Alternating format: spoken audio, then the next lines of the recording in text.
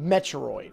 This is a franchise that's impacted gaming culture in more ways than one. Not only did it feature Nintendo's first female protagonist, but it also pretty much established an entire genre that would inspire games for years to come. But as legendary as the Metroid franchise is, it's no stranger to having canceled projects, and over its near 40-year run, it's had quite a few under its belt.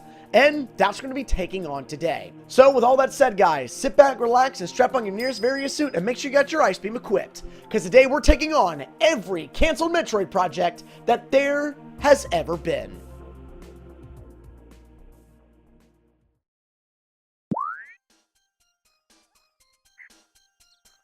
Alrighty everyone, before we get started, let's lay down the ground rules for how this video is going to work.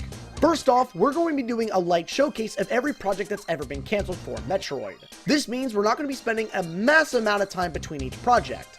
Secondly, this video is going to be divided up by sections, depending on what the project was that was canceled. So with that, let's not waste any more time and get right on into this, with our very first title up to bat, simply known as Metroid 64. Metroid 64 is probably the most well-known and surprising cancellation out of the entire Metroid franchise. This title is going to be created for the Nintendo 64 as Metroid's big leap into 3D after its previous release, Super Metroid, on the SNES. There were several magazines being released during the N64's lifespan that all hinted at Metroid 64 being in development, and Miyamoto on several occasions made a reference to Metroid 64 hopefully being made one day, and or being one of the only 16-bit games that he'd like to see on the Nintendo 64. However, as we already know, we didn't get another Metroid release until Metroid Prime on the GameCube, which also doubled as Metroid's big jump into 3D. Now, with Metroid being omitted from the N64 library, a lot of people wanted to know why there was such a big gap in what happened to the Metroid 64 project. Now, we eventually did get an answer to this in the form of an interview with Yoshi Sakamoto, where he was asked why there was never a Metroid 64 created, where he stated this. I was actually thinking about the possibility of making a Metroid game for N64, but I felt that I shouldn't be the one making the game. When I held the N64 in my hands, I couldn't imagine how it could be used to move Samus around. So for me, it was just too early to personally make a 3D Metroid at the time. Also, I know this isn't a direct answer to your question, but Nintendo at that time approached another company and asked them if they would make an N64 version of Metroid, and the response was no. Saying that, unfortunately, they didn't have the confidence to create an N64 Metroid game that could compare favorably to Super Metroid.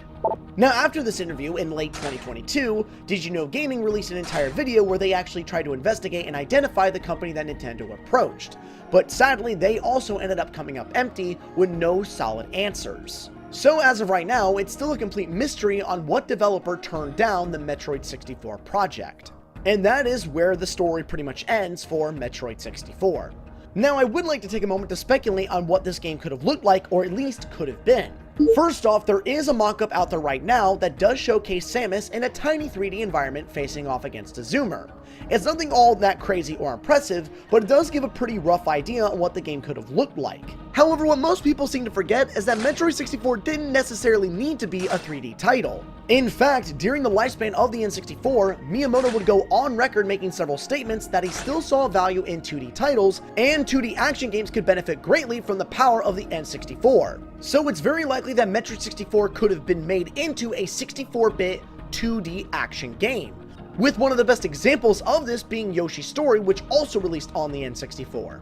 And if Nintendo made a 2D Metroid game on the N64, it probably would have looked similar to Castlevania's Symphony of the Night or AM2R. And just the thought of that missed potential is really disheartening. Though with the power of the N64 and Nintendo wanting to get into the 3D gaming space, it makes sense why they would want this Metroid game to be a 3D title and not a 2D one. But with the power of the N64 behind its back, a 2D Metroid title on 64-bit hardware would have just been astounding to see, and probably would have been one of the best looking Metroid games of all time. Now, even if we never got an official Metroid 64, fans have already stepped up to the plate to fill in that missing piece of the Metroid lineage with an array of Metroid 64 projects.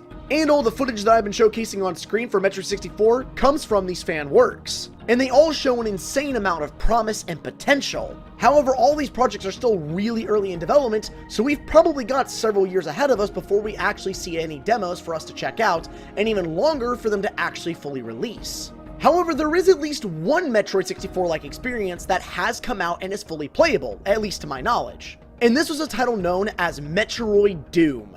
This was a massive Doom.Wad experience that put you in a massive map with Metroid-styled enemies, graphics, and even bosses, and it really is an awesome full-fledged experience.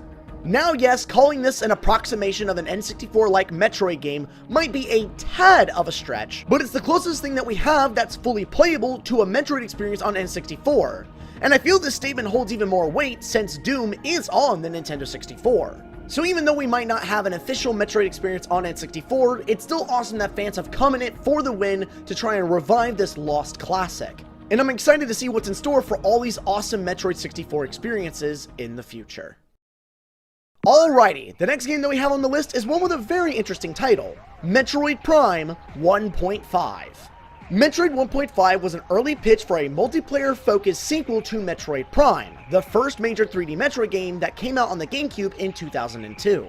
This title pretty much spawned off the fact that there were multiple pitches for a multiplayer game in the Metroid series, which Nintendo requested after the success of Metroid Prime. Now thankfully, we actually have a lot of information related to Metroid 1.5 and its original story and design. The story would have taken place right after the events of Metroid Prime 1, where Samus lifted off of the surface of Talon 4. But as she leaves, she eventually picks up a distress signal from a massive alien vessel, and upon investigating it, her vessel's pulled in by a massive tractor beam, and she's sucked through a parallel dimension, and this is where her new adventure takes place. After this, Samus sets out to investigate, and she finds out that the entire population of the ship is put into stasis. Upon further investigation, she finds out that all of the ship's AI have gone absolutely mad, and the ship is set on a collision course to a peaceful planet. And the goal of this race is to enslave the planet and strip it of all of its natural resources. And so, Samus has a brand new mission: to disable the engines of the ship, destroy the AI, and eradicate all life forms on the ship before it can reach its targeted destination.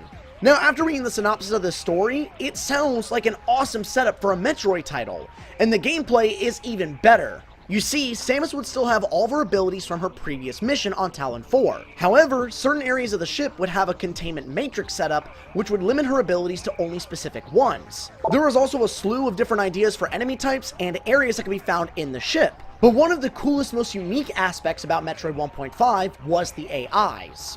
The game would have 4 different AIs that would act as big players in this game.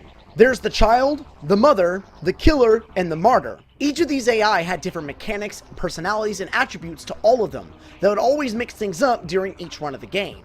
But it's important to remember that the main focus in Metroid 1.5 was the multiplayer, and that was going to be the biggest aspect. They had multiple modes and ideas on how to implement multiplayer into this title. For example, one of these modes could be Capture the Metroid, which would effectively be a spin-off of the idea of Capture the Flag. They even had this awesome idea of a 3-on-1 battle mode, where one player would effectively be an Omega Pirate or a mini-boss, taking on the other 3 players.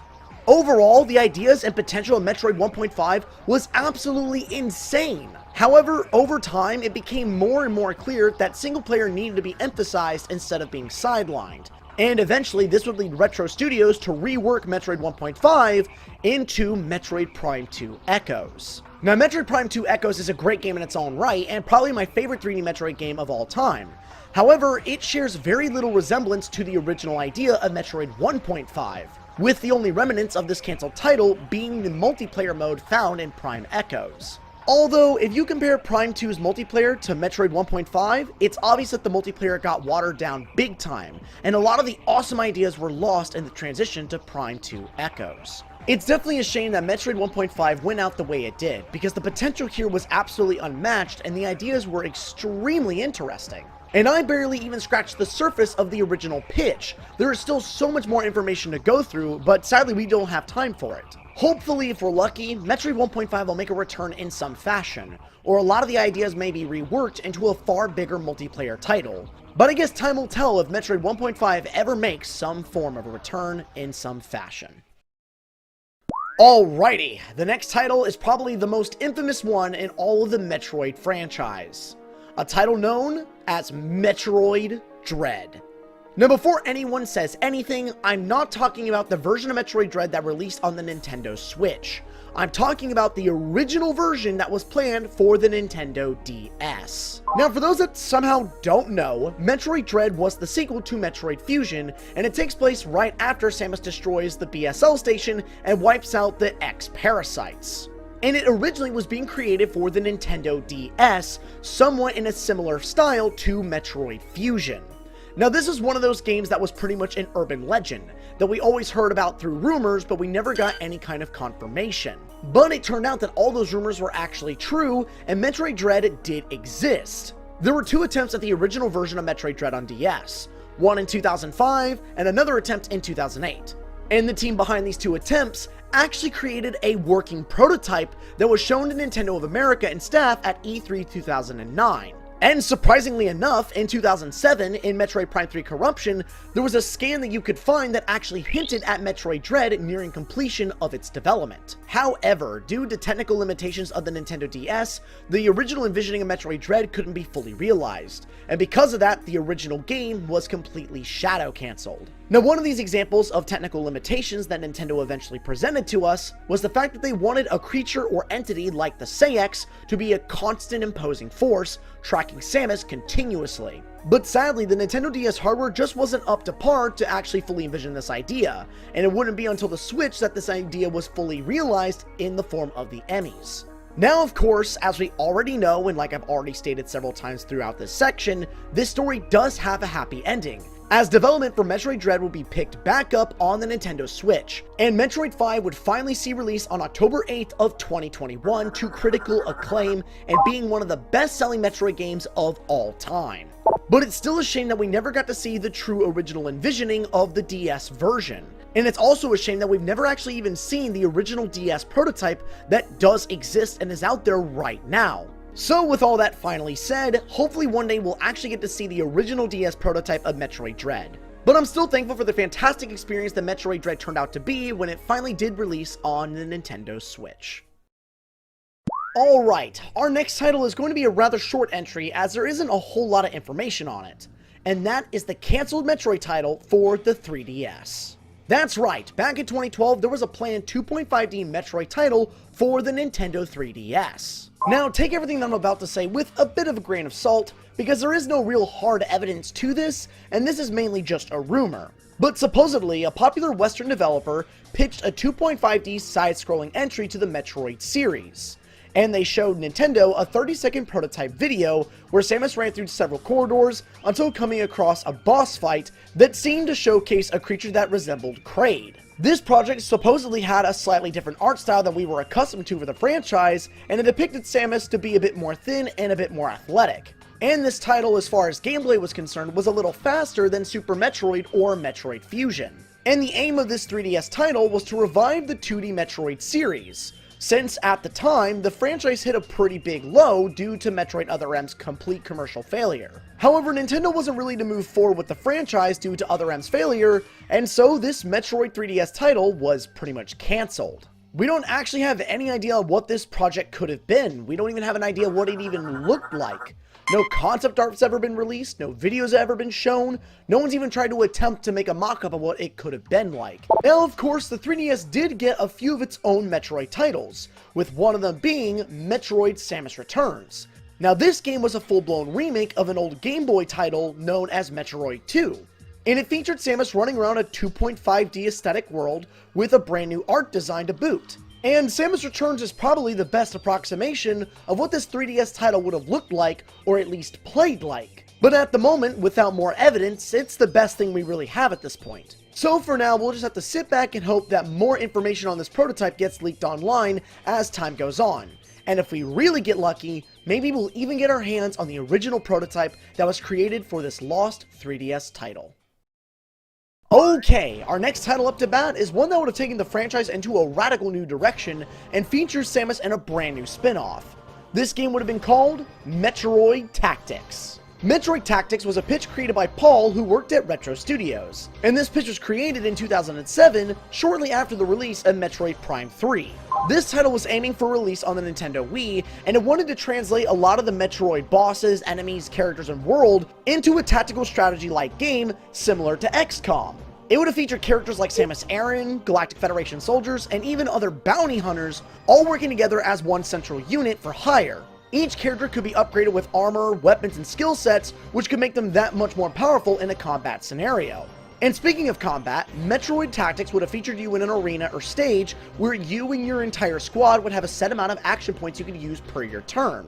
Once you used all your set abilities or moves that you wanted to make, then the enemy would then make its own moves in retaliation towards you. And what's even more interesting is that this game was pitched to be a big prequel to the entire Metroid franchise, telling the story of Samus when she first became a bounty hunter and first worked with the Federation.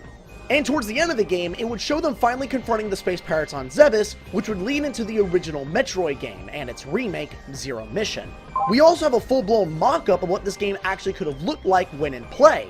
It featured a pretty rough UI, but it also shows a lot of reused assets from the Prime 3 series, like Samus Aran being featured in her PED suit from Prime 3 Corruptions. And there's still a whole bunch more in this pitch that I haven't even covered, like how they plan to add multiplayer or have specific abilities to characters in the game, like Samus having the ability to use Boost Ball or Power Bombs in a combat scenario. But sadly, as awesome as this pitch was, it just wasn't meant to be. You see, Retro Studios was already suffering from franchise fatigue as they worked on 3 Metroid Prime games at this point. And it also didn't help that there was a complete lack of support in Retro's management. So, Metroid Tactics never actually entered production. In fact, Nintendo never even saw the pitch. And it's honestly a shame that Metroid Tactics never got past these original ideas. As renowned as the Metroid IP is, it doesn't really have that many spin-offs to its name, only a very small handful. And Metroid Tactics would have been a great addition to that pool of games and give us a brand new unique experience to play through. But hopefully one day, as the years go on and the Metroid franchise gets more and more popular, maybe Metroid Tactics and or another game like it will finally be given the chance in the spotlight and give us a brand new take on this awesome IP. Alright, the next game up on the list is a title known as Project Valkyrie. Project Valkyrie was a game being created by Next Level Games, who originally was making it for the Nintendo DS. It first began its life as a prototype on the Nintendo DS as a multiplayer deathmatch game, with a very small people working on it between 5 to 6. This version of Valkyrie was intended to be its own standalone version of the multiplayer mode found in Metroid Prime 2 Echoes and Prime Hunters, and was in development for a grand total of 4 months. There was even concept art created for a brand new version of Samus, as well as several bosses that you might face in this new title. However, Next Level Games was pretty inexperienced when developing for handheld consoles, and so the programmers of Valkyrie started having a bit of trouble, and eventually Nintendo themselves ended up shelving the Valkyrie project in favor of Luigi's Mansion Dark Moon. But once Dark Moon's development was fully completed and released, Nintendo would go back to Next Level Games again to ask them to resume production on Project Valkyrie, and this then began the second phase of development. They now had a far larger development team, and they decided to start from scratch using far more advanced hardware. And the assets and graphics of the game were something akin to a PlayStation 3 title, meaning that it most likely was going to be on the Wii U. The multiplayer aspect was still kept in, and bosses were implemented as well as power-ups. But unfortunately, after 7 years of creating different prototypes and working on Project Valkyrie, it ended up getting scrapped for a second time. But thankfully, this actually isn't where the story ends. It turned out that Tanabe ended up going back to Next Level Games and tasking them with creating a 4-player co-op game based on the Galactic Federation. This would then lead Next Level Games to actually retool the original Valkyrie project for the Nintendo 3DS, where it inevitably released under the name Metroid Prime Federation Force. Now, Metroid Prime Federation Force was actually met with some pretty hard criticism when it actually came out. As far as the game itself goes, it's a fantastic experience and it's awesome with friends. But due to this game coming out after a massive Metroid drought, with the only other game coming out being Other M, it was a case of a game being released at the wrong place at the wrong time. Now, yes, it is an absolute shame that we never got to see the original envisionings from Next Level Games and their Valkyrie project, but I'm still happy that we ended up getting Project Valkyrie in one way or another in the form of Metroid Federation Force. Well everyone, we're starting to get really close to the end of this first section, and the next title up to bat is a very interesting one. That being Mercury Steam's Metroid prototype for the Nintendo Wii U and 3DS. In early 2015, Mercury Steam approached Nintendo with a pitch for a Metroid game that would be on both the Nintendo Wii U and a companion release on the Nintendo 3DS. It would feature Samus in a first-person perspective in a post-apocalyptic sci-fi environment, where Samus would be playable along with 6 other bounty hunters, similar to the setup in Metroid Prime Hunters. However, when this pitch was finally brought to Nintendo shot it down and decided not to move forward with the project. But they were still open to working with Mercury Steam in the future. And later down the road, as we've already discussed earlier in this video, Mercury Steam would then end up working on Metroid Samus Return and a 2.5D reimagining of Metroid 2. But that's sadly all that we really know about this Metroid U/3DS prototype that Mercury Steam was working on. Now, some have speculated that the prototype was actually reworked into another release that they made called Raiders of the Broken Planet, but this has never been confirmed or denied, so take that with a pinch of salt. Either way though, it's really interesting to think that at a time, Mercury Steam was working on a Metroid game that was going to have 2 releases on 2 consoles that would work in tandem with one another. It could be possible that the main game was played on Wii U with massive missions and a storyline, but the 3DS was a more broke down experience, maybe something specific to multiplayer, where you could use your character that you could port from the Wii U over to the 3DS and upgrade him and level him up over time through multiplayer matches. But again, that is all just speculation. We don't actually know anything about this project.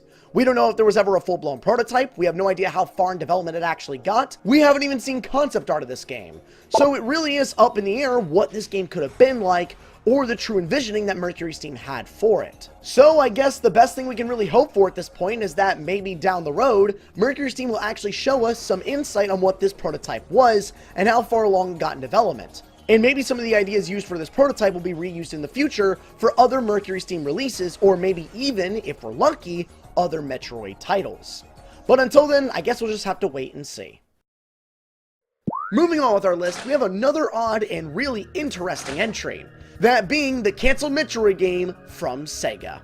Yup, surprisingly enough, at one time during the Metroid's vast history, Sega pitched a Metroid game to Nintendo.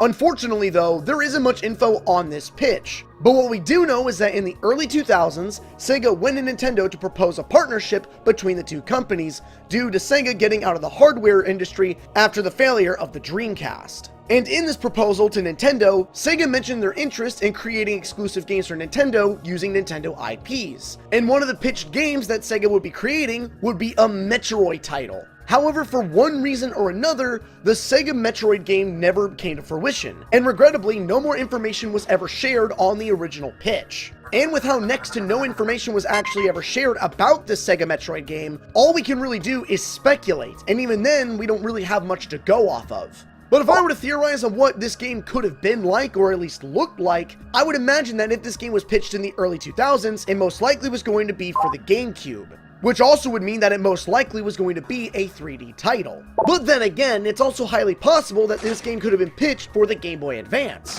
which during the early 2000s, that was the big handheld for the time. But to be completely honest with you, as far as trying to come up with what this game could have been like, that's as far as I can realistically go without coming up with some insane ideas or just pure fan fiction. The truth is, without more information on this pitch for the Sega Metroid game, we really have no clue what it could have been like or its potential. And the best that we can really do is just sit and wait until more information is leaked online, or if Sega or even Nintendo finally comes forward to reveal more about this lost project. And to follow the really short Metroid Sega entry, we also have another very short one, that being the Canceled Metroid Project from Intelligent Systems. Intelligent Systems, this is one of Nintendo's most decorated studios, responsible for many major titles, like Fire Emblem and Paper Mario. Now, Intelligent Systems is no stranger to working on Metroid titles, so this isn't all too out of the realm of possibility for them working on their own Metroid game. Now, we found out about this title during a mass gig leak from around 2021, and apparently this title was going to see release on the Nintendo Wii, with the project simply being titled Metroid.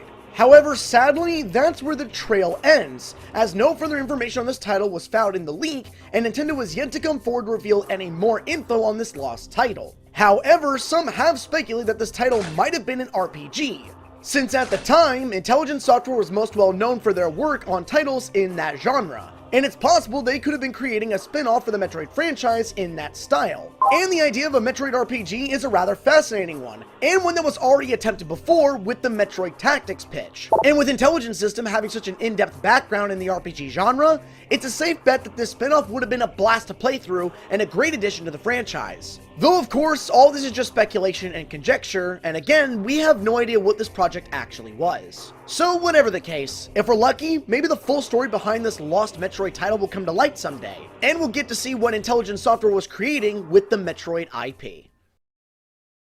Okay everyone, we finally reached one of the weirdest and most interesting entries on this entire list, and one that next to no one even knows about. In fact, it's one that actually combines two of my favorite IPs of all time in a freaking crossover. That game being Star Fox X Metroid Fusion Saga. That's right, at one time, way back in 2012, there was a whole pitch to combine Star Fox and Metroid in one big crossover for the Wii U.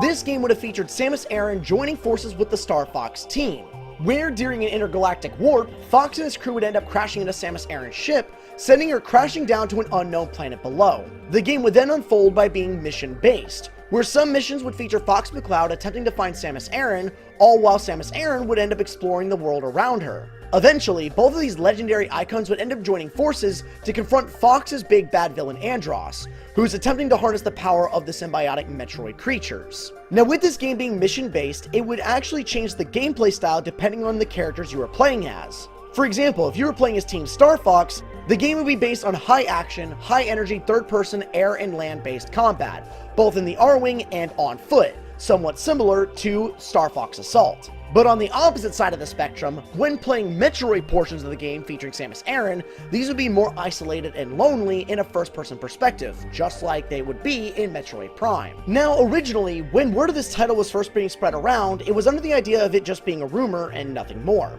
However, we did end up getting confirmation that this was actually a full-blown pitch from Retro Studios. But sadly, it got shut down, and this obviously led to the project never entering in production. But I can't say I entirely blame Nintendo for this. Metroid and Star Fox are two of my favorite IPs of all time. I even have an entire month dedicated to Star Fox. But both of these IPs are very different from one another.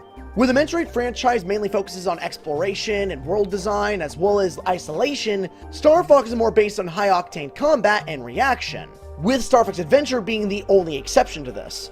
Another issue is the fact that both of these IPs aren't all that successful in the grand scheme of things, especially when compared to Nintendo's other high IPs. So the whole idea of combining both of these IPs into one big crossover video game would be one that would carry a lot of risk. Another thing that doesn't help is that if this game was mission-based, that means it could very well be extremely jarring when switching between different gameplay styles. Imagine flying through space at extreme speeds, and then getting dropped off back into the middle of an isolated planet, moving fairly slowly when compared to what you just played. Now that's not to say that this crossover couldn't have worked. I think there is a really good application here. For example, you can have Samus Aran flying alongside the Star Fox crew in her gunship taking on different levels. Or maybe feature Samus Aran in a similar gameplay style to Star Fox Assault when in on-foot combat. Maybe even give Fox McCloud his own unique suit similar to Samus's so he can deal with Metroid threats. And as far as story goes, it'd actually be really interesting to see Andross creating bioengineered weapons utilizing Metroid DNA. These boss fights would be bigger and badder, and Samus would have an expert knowledge on how to deal with them.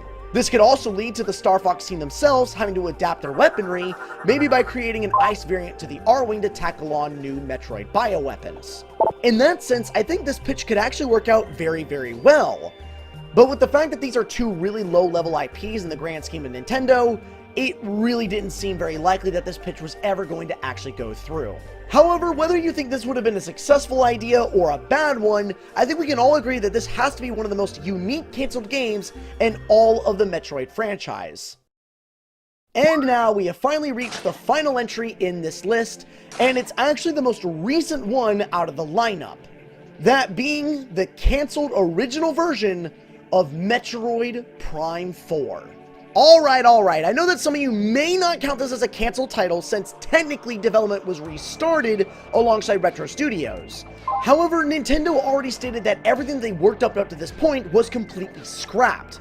So whatever the original envisioning of Metroid Prime 4 would have been is no longer being created. And now Retro Studios is creating a brand new version of Metroid Prime 4. So that's kind of my mindset for the whole thing, so I'm gonna count this as a canceled game either way. Anyway, let's move on. Metroid Prime 4. This was the most unexpected announcement that could have ever come from Nintendo. As we've already discussed several times on this list, the Metroid Prime series originally started out as a trilogy, with Metroid Prime 1 and Prime 2 coming out on GameCube, and Prime 3 being the final game of the entire trilogy coming out on the Wii. Metroid Prime 3 Corruption was meant to be the final entry in the entire Prime series, and because of this, no more Metroid Prime titles were ever supposed to be created. But all that changed during E3 of 2017, where Nintendo not only announced Metroid Samus Returns, but they also ended up announcing Metroid Prime 4. And when this happened, the internet went ballistic. However, 2 years after the initial announcement of Prime 4 in 2019, Nintendo released a very surprising and out-of-character video where they announced that they were completely scrapping development of Prime 4 and restarting with the original Prime developers at the helm. And eventually it was later revealed that the original version of Metroid Prime 4 that got scrapped was actually being developed by Bandai Namco. Now, fast forward about 5 years after this, and Retro Studios has finally shown us Metroid Prime 4, known as Prime 4 Beyond. And oh man, was it worth the wait! But as far as the original Bandai Namco version of Prime 4 is concerned, we know nothing. And it's very likely that we won't even know anything about the original Bandai Namco Prime 4 game until way later into the future. So all we can really do is wait and speculate on what this game would have been like. The only surefire things that we know up to this point on the original Bandai Namco version is that it was most likely going to feature Silex, it was going to be in first person like the rest of the Prime games, and it most likely would have featured a somewhat more open style world following Nintendo's other IPs like Mario and Zelda. And until something changes in the future, that's kind of where our story ends. Now, I'm not gonna lie to you, Prime 4 being handed over to Retro Studios was probably the best call Nintendo could have ever made. Retro Studios already made all 3 of the major Prime games and they were all loved. So letting them develop Prime 4 is a bit of a no-brainer. And I personally feel way more confident in Retro Studios' ability to create a perfect Prime experience rather than Bandai Namco. Now, they are a great company in their own right, but they didn't make the Prime series. Retro did. So I think this cancellation probably was a good call, but it is still a shame that we never even got to see what Bandai Namco's envisioning was for this project. And it's most likely that we won't see anything about it for a good long while. And with that, we are finally at the end of the first major section of this video. And it's honestly crazy to think about how many drastic ideas we've had for the Metroid series over all these years. But with all that said, let's move on to our next section of the video, ports and remakes.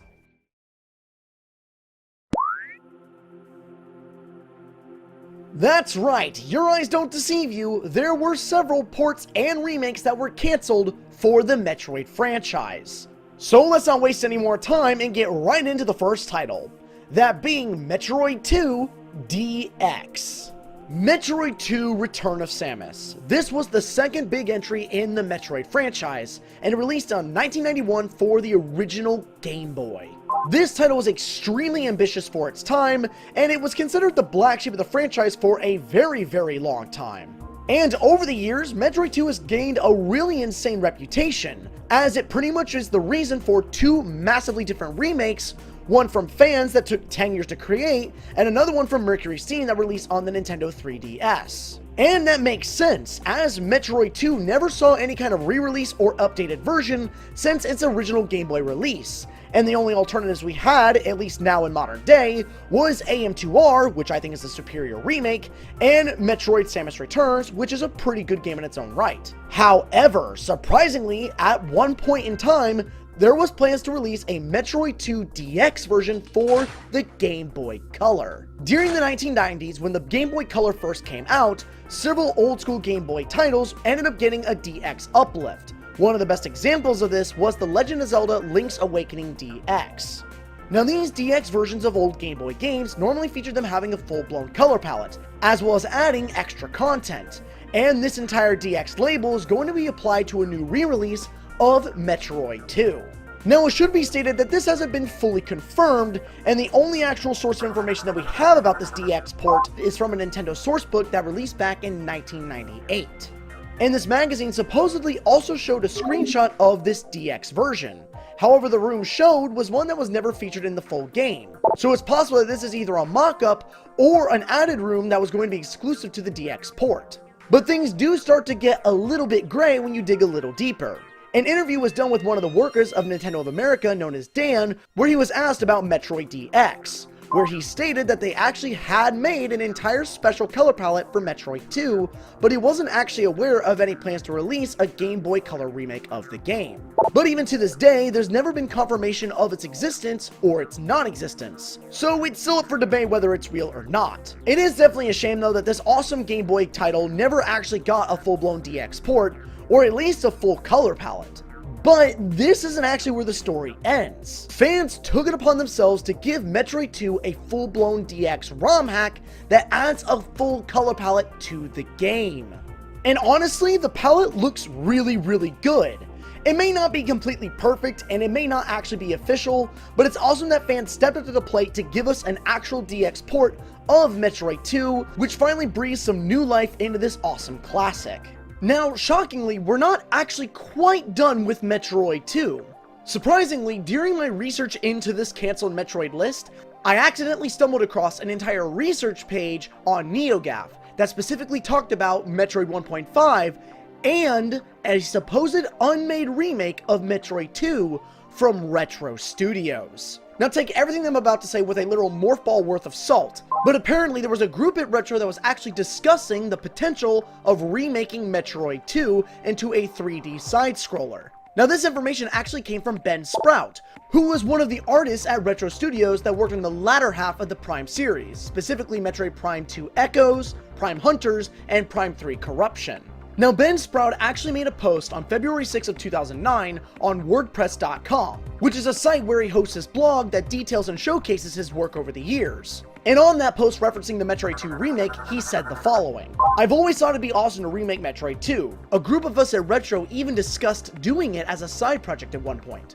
Nothing ever came of it, though I still think it'd be fun to remake it as a 3D side-scroller." Now the quote ends with him actually encouraging the reader to check out the AM2R project that he actually stumbled across, which, as we know now, has fully released. Now, as far as this Metroid 2 Retro remake is concerned, it's actually been speculated that this remake most likely was going to be created on the Nintendo DS, as out of all the consoles and handhelds released at the time, the Nintendo DS made the most sense for a 2.5D side-scrolling adventure.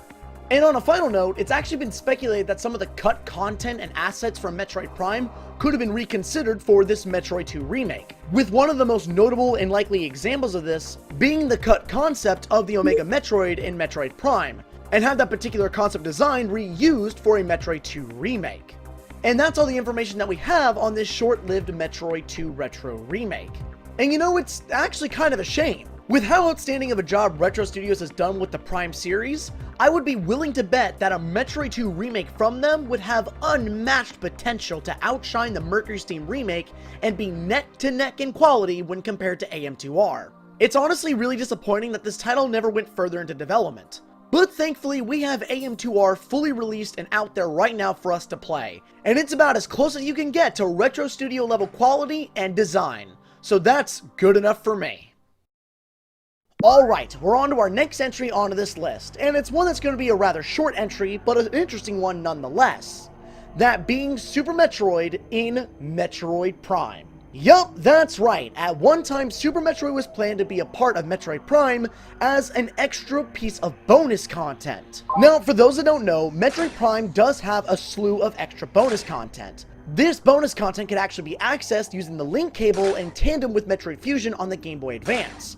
As once you fully beat Metroid Fusion, you unlock the Fusion Suit in the Metroid Prime game, as well as the entirety of Metroid 1 from the NES, being fully playable within Metroid Prime 1. However, originally, we were supposed to get Super Metroid instead of Metroid on the NES. In fact, they actually had it fully working inside of Metroid Prime. Now, the main reason why Super Metroid was going to be included into Metroid Prime was because David Kirsch, a former employee at Retro Studios, he ended up playing through Super Metroid during Metroid Prime's development, and he fell in love with it. And due to this newfound appreciation for the game, he wanted to add it into Metroid Prime as bonus content.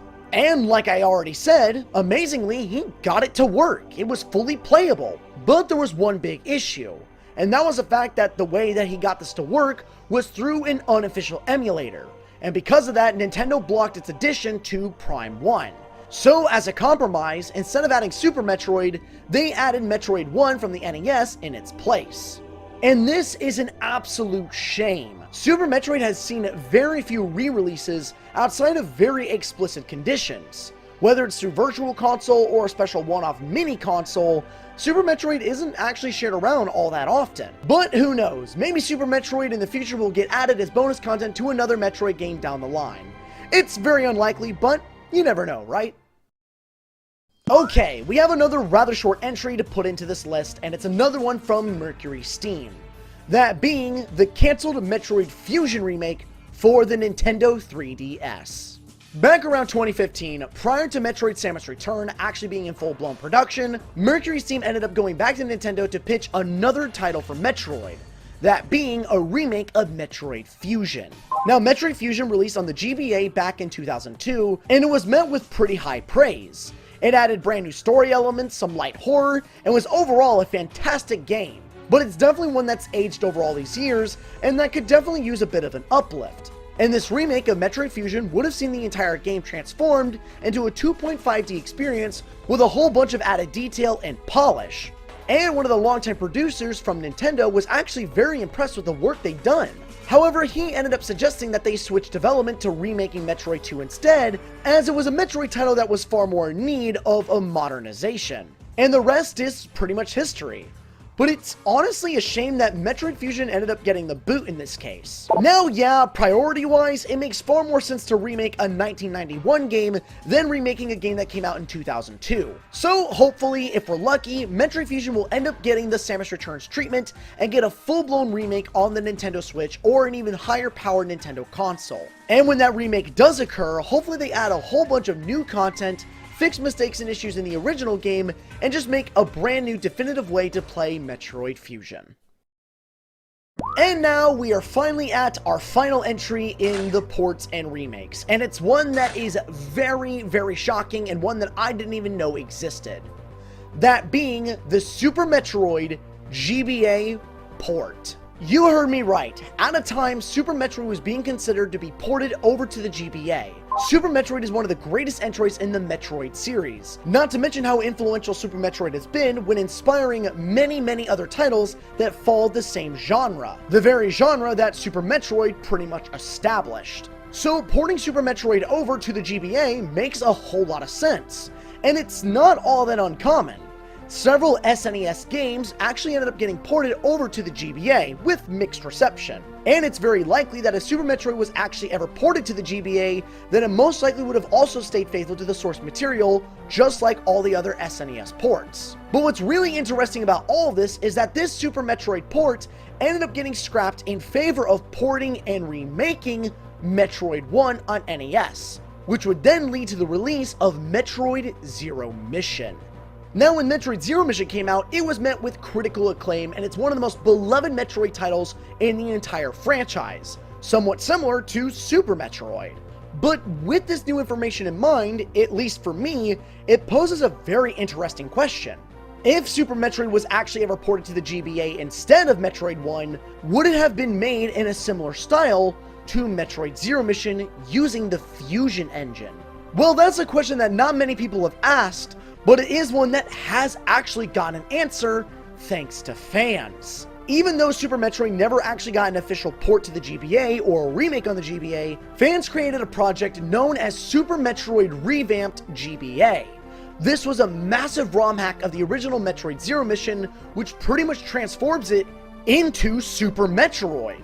And it surprisingly translates extremely well. Whether you like to admit it or not, Zero Mission and Super Metroid have very similar structures, mainly when it comes to boss progression, items, and more. with one of the only major significant differences being the engine itself. So this Super Metroid GBA ROM hack is not only extremely faithful, but it gives the closest approximation at what an official product could have been like if Super Metroid was ported instead of the original Metroid 1.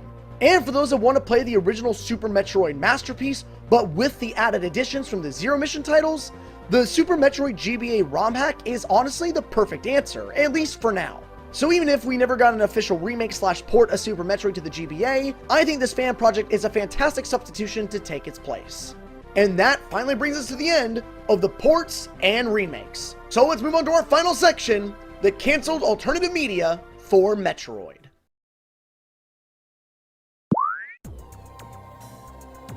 Well everyone, we finally made it to our final segment of the video, the canceled alternative media for Metroid. This section is pretty much going to wrap all the alternative canceled projects for Metroid into one big section. And surprisingly, Metroid has quite a variety when it comes to canceled media. But let's ease into things by first covering a few smaller entries in this section, that being the canceled crossovers for Metroid. One of these fabled crossovers actually featured Metroid getting an appearance in Marvel's Ultimate Alliance. Now this title originally saw release on October 24th of 2006, and it pretty much featured the heroes of the Marvel Universe fighting together in a big bad beat 'em up. But during early development for the Wii version of Marvel Ultimate Alliance, characters like Samus, Link, and Zelda were going to be included as exclusive characters. But unfortunately, Nintendo requested that these characters be removed from the Wii port of Marvel Ultimate Alliance, and so this crossover never happened. However, this wouldn't be the first attempt at a Metroid crossover, as somewhat recently, Fortnite of all things trying to get a Nintendo collaboration done and have Samus included as one of their big characters. A document was found in June of 2020 that revealed some of the plans that Epic Games had for Fortnite, with one of these plans being the inclusion of Samus Aran.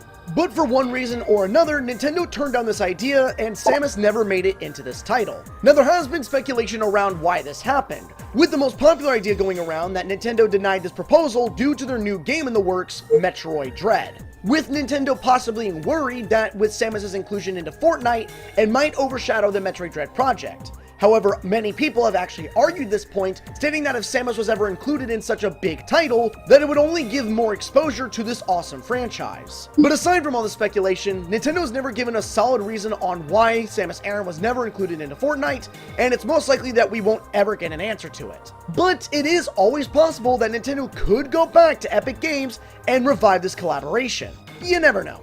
Now moving away from these crossovers, another piece of alternative media that ended up getting cancelled was a Metroid Archie comic series. In 2009, Archie Comics went to Nintendo to pitch a comic series based on Metroid.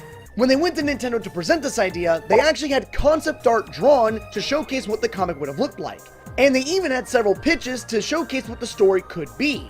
The first pitch saw Samus infiltrating a high society event to assassinate an arms dealer. The dealer would discover Samus and attempt to escape, but he would be killed in the destruction of his gunship. Now the second pitch was a mini-series that was deemed too complicated.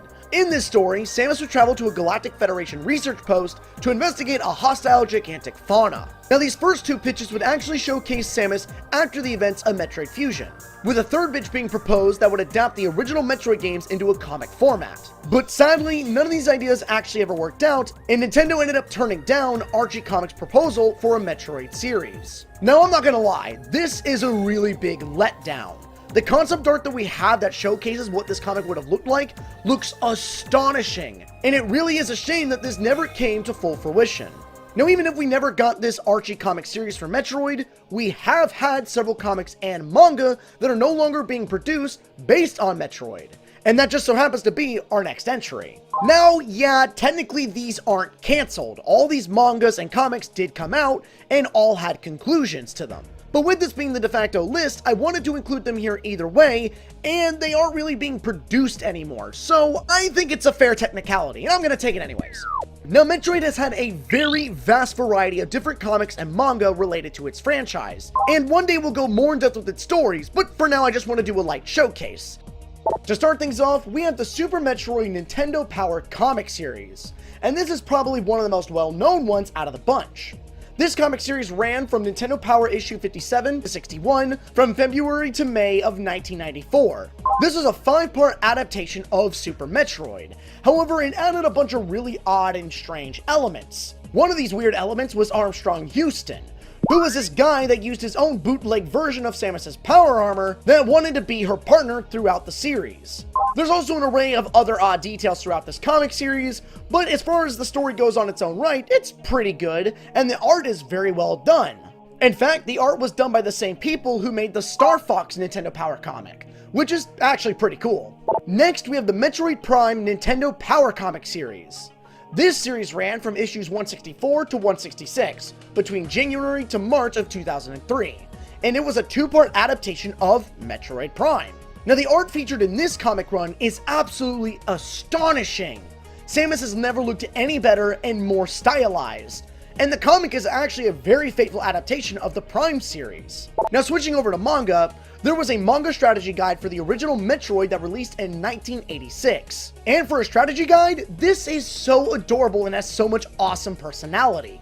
The entirety of this strategy guide pretty much doubles as a full-blown adaptation of the first events in Metroid NES, and honestly, it's very well done and quite a joyous little read. And overall, this manga series just makes me wish we had more strategy guides like it that had the same level of love and passion put into it. Next up, we have the 4-Como Super Metroid manga, and it released in August of 1994. Now, this particular manga isn't anything too crazy, as it effectively was split up into 4 panels with each set telling a joke. And normally these jokes would be told in the context of the Metroid universe. For example, one of these strips showcases Samus achieving the X-ray visor, only to accidentally end up exposing 2 aliens that were about to get it on. The art overall is really well done, and the jokes are pretty funny. And though this might not be the most intense read in the world, it is a fun one nonetheless. Now, following this up was something that was far more intense. That being the Metroid manga series that ran from November 2003 to May 2004. This was a 2-volume manga series that told the backstory of Samus Aran up to the events of the original Metroid game.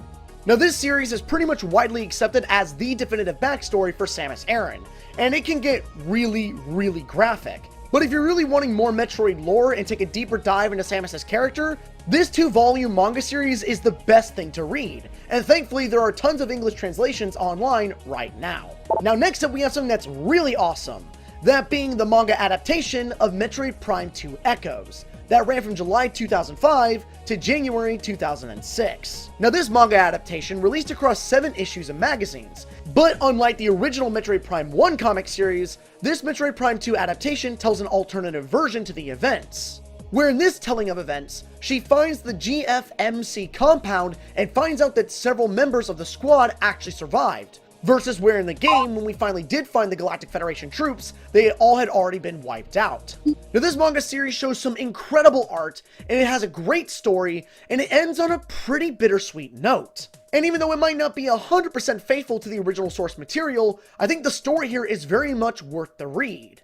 And finally, we have the Samus and Joey manga series. Out of all the manga and comics released for Metroid, this one has to be the weirdest. In this 5-part manga series, it involves a boy named Joey who comes across Samus Aran and wants to become her disciple. The initial series ran from 2002 to 2004 and was followed up by another 12 chapters released under the title Metroid EX Samus and Joey before the series finally ended in 2005.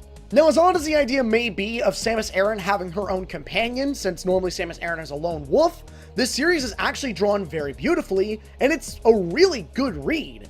So if you're looking for a series that takes a whole new approach to Samus Aran as a character in the Metroid franchise, this is going to be right up your alley. And that is our final manga in this section. And it's insane to see the amount of variety of adaptations the Metroid franchise has had over the years. And it's honestly crazy that we haven't gotten more mangas and comics related to this series, especially in modern day, because this IP just has so much potential to tell so many awesome stories. Alright, with comics and manga finally out of the way, let's now take on our next entry, that being the canceled sequel to the Metroid Japanese RPG book, Zebes Invasion Order. Oh lord, that's a mouthful. You heard that right. There was a gamebook made in the universe of Metroid. This gamebook pretty much converted the entirety of Metroid NES into a tabletop RPG. Now, this gamebook also introduced a lot of ideas that would be later explored in the Metroid franchise. For example, this gamebook introduced the idea of mutating Metroids, with one particular Metroid actually mutating into this massive imposing monster that acted as the game's final boss. But where things get odd is towards the final portion of the gamebook. The gamebook features multiple endings. Most of these endings just feature Samus meeting a fatal end, but the true/good ending showcases Samus surviving her encounter with the Metroid mutant and the space pirates. But as she flies off, the gamebook ends on a massive cliffhanger, as the Metroid mutant ends up on Earth in an attempt to hunt down Samus and destroy her. And this cliffhanger was meant to be resolved in a sequel gamebook that sadly never happened. Now, as far as why this sequel never got made, no one truly knows. And aside from this big cliffhanger towards the end of the game hinting at a sequel, no other information has ever been shared around. It's always possible that another gamebook wasn't ever created due to the fact that Metroid 2 would be made several years later down the road that would continue the mainline story. And it's possible that a second gamebook might confuse up the lore a bit. It's also possible that this Metroid gamebook didn't perform all that well to warrant a sequel. But again, that is all just speculation, and we don't really know the true reason why this plot point was never picked back up again, and why a sequel was never made. And it's really regrettable that this is the case, because this original Metroid gamebook shows such an awesome early look into the Metroid mythos. So it would have been really awesome to see this story continue further, and see what other ideas the creators of this gamebook would have brought to the table in a sequel. Alrighty, aside from all the mangas, comics, and crossovers, surprisingly there's a little more alternative media that Metroid had cancelled. And one of these more interesting pieces of canceled media was surprisingly a Metroid animated series. You heard that right. Back in the 90s, there was plans to create a full-blown Metroid cartoon. And it's something that back in the day was actually fairly common. This cartoon was going to be created by DiC Entertainment, who was also responsible for creating the Mario and Zelda animated cartoons that seen some good success back in the day. Well, it turns out that at a time there was going to be a full-blown Metroid cartoon featuring Samus Aran taking on space pirates, Mother Brain, and more. You see, around 2019, promotional art cells actually surfaced online that showed different upcoming projects, and one of them was a project pitch for Metroid. However, what's really odd about this promotional piece is that it actually showcased Samus Aran as a man rather than a female. This was most likely due to poor communication when it came to Samus's character, as a lot of misconceptions around the time of Metroid's first release is that Samus was actually a man and not female. In fact, back in the 80s when Metroid first made its big release, that was one of the big reveals towards the end of the game, was that Samus Aran was actually female. But judging off of this promotional cell, it's pretty obvious that this information was never relayed to DiC Entertainment. And that's actually all we really know about this original idea of a Metroid animated series. Now, if I may be so bold to speculate for a moment, but I would assume that the way that the show would be structured would be in a similar vein to the Super Mario Bros. Super Show. Most likely, each episode would feature Samus Aran taking on a different bounty for that episode, and or putting a stop to some crazy evil plot being created by Mother Brain. And judging by the art in the cell, it's safe to say that the alien creatures that Samus would have been fighting would have been pretty radical in design. Heck, we might have even gotten animated renditions of Kraid and Ridley as characters in the show, similar to how Super Mario Bros. Super Show had side henchmen for Bowser. The show would have also most likely adapted several of Samus's power-ups into the show itself, whether through a conveniently placed upgrade for a specific moment, and or Samus activating a specific power-up that she was holding on to till she needed it the most. But of course, everything that I'm saying here is just speculation, and you should take everything that I have said with a pretty big screw attack worth of salt. So hopefully one day as time goes on, maybe the pitch will also get leaked online, and we'll get to learn more about this lost Metroid cartoon. And now we have finally come to our final entry on the list. That being the canceled Metroid movie. I'm not lying to you. At a time back in January of 2003, there were plans to create a live-action film version of Metroid, which is being developed by Lion Rock Productions. This film was going to be based around Samus Aran's early battles with the Metroids and the Mother Brain, most likely adapting the original Metroid 1 storyline into the film. There's also a small bit of information about what the plot would have been, and it read out as such. The story is set in a once peaceful galaxy, which has had its prosperity shattered by a startling discovery. On a routine mapping expedition of a planet, a survey crew discovers a new airborne life form, the Metroid, able to engulf other living beings and feeding off their energy, and multiply in great numbers. They prove to be a terrifying menace. Female bounty hunter Samus Aran is then commissioned by the Galactic Federation in an attempt to eliminate these pests. But she soon discovers that pirates with a stolen Metroid specimen are plotting to breed and build an unstoppable army. Now, this movie was scheduled to release in theaters around 2006, but no word was heard about the project since 2004. It wouldn't be until years later, in December of 2012, the film's producer Brad revealed in an IGN interview that the film was actually cancelled in 2007 due to creative disagreements with Nintendo. This was mainly due to the fact that Nintendo was rather hesitant with adapting another one of their franchises due to the colossal failure of the Super Mario Bros. Live-action film. Nintendo was also uncomfortable with the idea of allowing an outside studio to actually write the origin story for Samus. And so, this theatrical adaptation of the first events of Metroid 1 would sadly be put to rest and never seen again. Now, I can definitely understand where Nintendo is coming from.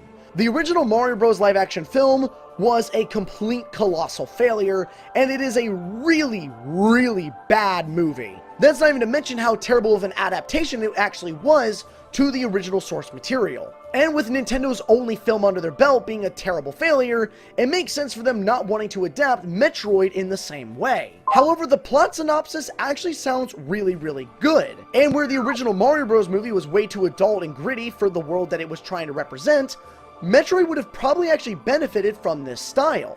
But with how bad most video game adaptations were back in those days when it came to films, it's honestly probably a good thing that this film never saw full production.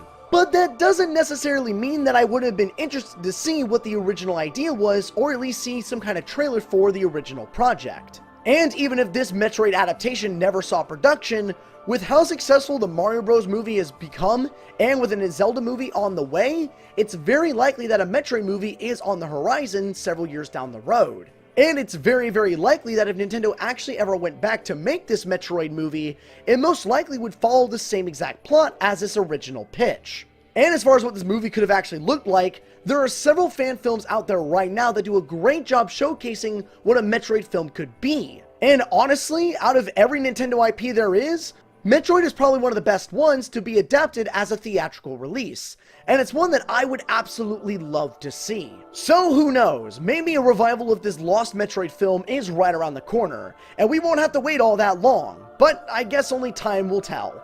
And at least we have all these awesome fan films to keep us company while we wait for that inevitable day to come. And that is every canceled Metroid project that there has ever been. It's crazy to think that a franchise as amazing as Metroid has had so many canceled projects under its belt. And what's even more wild is that almost all these projects have had such amazing promise and could have really been something. But in an odd twist, this information is actually kind of heartwarming. It shows that no matter how much time has passed, Metroid always stays in the hearts of Nintendo and other developers, and many projects have attempted to bring the franchise back. Even when we had long strides without Metroid games, it's awesome to know that Metroid was still being pitched and worked on behind the scenes, even if these projects never did come to fruition. But whatever the case, it's nice to know that Metroid isn't dead and is still kicking even today, and I'm excited to see what the future holds for this franchise. But besides all that, I do have one little gift for all those that made it all the way through to the end of this video. Down in the description below, you will find the Canceled Metroid Master List. This is a Google Drive document that I created that pretty much lists every single canceled project for Metroid, whether it's a game or a movie. And I'll be making sure to update it with any new projects that come to light that I might have missed in this video. So if you want to go more in depth with any of these projects that we talked about today, go ahead and head down to the description below and check out the Canceled Metroid Master List. And I hope you enjoy it. But with that, we are finally at an end to this video, and it's time to wrap things up. So thank you all so much for joining me through this run through the Metroid franchise's history and all of its canceled projects. It was a blast to go through. And of course, let me know what you guys think. Are you happy that these projects got canceled? Is there ones that I missed? Or are you sad that a lot of these projects never made full production? I would love to hear what you have to say. And of course, if you enjoyed this video and want to see more like it, go ahead and hit that like button and subscribe because your support is always effing amazing. And finally, this is Justic signing out. I'll see y'all in the next mission.